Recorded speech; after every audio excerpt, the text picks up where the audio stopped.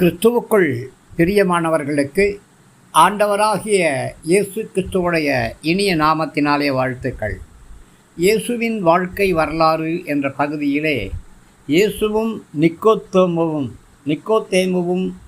அப்படிங்கிற தலைப்பில் தியானிக்கிறோம். நிக்கோதேமு அப்படின்னு ஒரு மனிதர் இருந்தார். அவர் பரிசேயரில் ஒரு முக்கியமான யூத தலைவர். ஒரு ராத்திரி நேரம் அவர் இயேசுகிட்ட வந்தார். போதகரே, நீங்கள் தேவன்கிட்டேருந்து அனுப்பப்பட்டவர் அப்படிங்கிறது எங்களுக்கு தெரியும். தேவனுடைய உதவி இல்லாமல் யாராலையுமே நீ செய்கிற மாதிரி அற்புதங்களை செய்ய முடியாது அப்படின்னு சொன்னார். அதுக்கு இயேசு, நான் உனக்கு உண்மையை சொல்கிறேன், ஒருவன் மறுபடியும் பிறக்கணும், இல்லைன்னா அவன் தேவனுடைய ராஜ்யத்தில் இடம்பெற முடியாது அப்படின்னு சொன்னார். நிக்கோதேமுக்கு ஒரே குழப்பம். அது எப்படிங்க, ஒரு மனுஷன் ஏற்கனவே பிறந்தாச்சு, வயசாச்சு, பழையபடி எப்படி மறுபடியும் பிறக்க முடியும்? ஒரு பழையபடி தாய் கர்வத்துக்குள்ளே நுழைய முடியாது இல்லையா? அதனால் 2ஆம் முறை பிறக்க முடியாதே அப்படின்னு கேட்டார். நியாயமான ஒரு கேள்வி தானே. இயேசு அதுக்கு ஒரு பதில் சொன்னார்.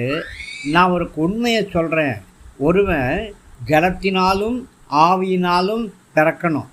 அப்படி அவன் பிறக்கலைன்னு சொன்னாக்க பிறவி பயனை அவன் அடைய முடியாது. அதாவது தேவனுடைய ராஜ்யத்துக்குள்ளே அவனால் நுழைய முடியாது. ஒரு மனிதன் சரீரமானது அவனுடைய பெற்றோரிடத்துலேருந்து கிடைக்குது.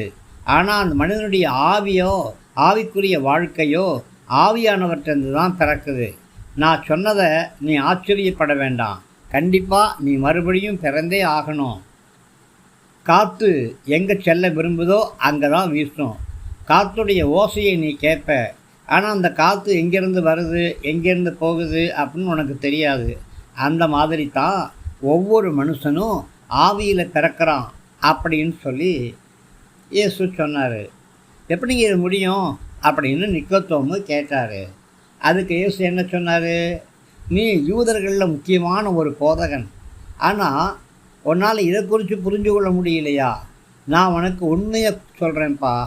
நாங்கள் எங்களுக்கு தெரிஞ்சதை பேசுகிறோம், நாங்கள் பார்த்ததை மட்டுமே பேசுகிறோம்.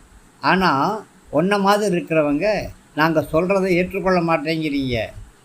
நான் பூமியில் இருக்கிற காரியங்களை குறித்து உங்கள்கிட்ட பேசிகிட்டு இருக்கிறேன், நீ அதையே நம்பலைன்னு சொன்னால் பரலோகத்துடைய காரியங்களை உங்கள்கிட்ட நான் பேச முடியுமா?